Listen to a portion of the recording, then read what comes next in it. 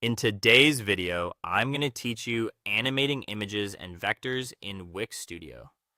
By the end, you'll know how to add playful hover and click effects to your images and vectors, and how to preview and refine them so they feel smooth and intentional.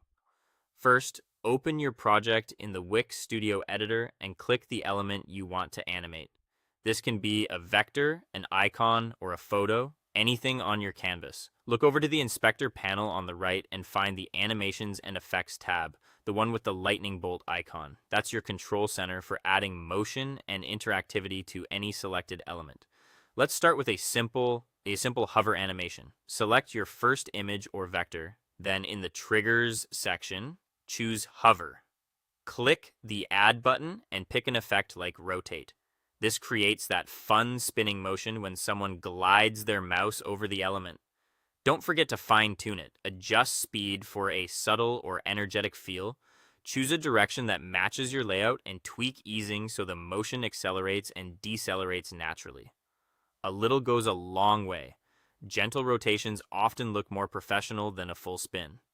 Next, set up a click animation for your second image or vector. With that element selected, choose Click under Triggers, then hit Add and select Shrink. This gives instant visual feedback, compressing slightly to confirm the user's action.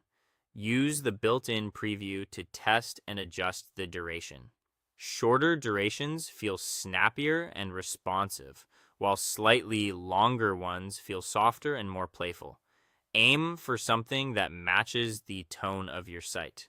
Now, create an interactive appear effect on your third image.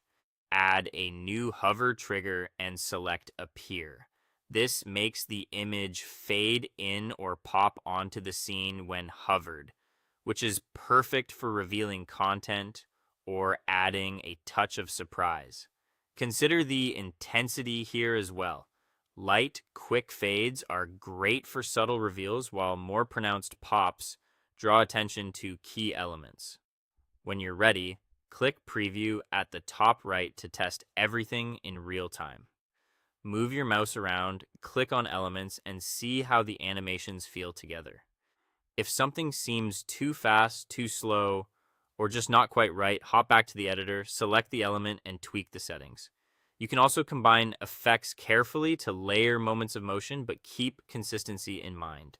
The best animations support the message without stealing the show. That's it. You've added hover, click, and appear animations and learned how to preview and refine them for a polished result.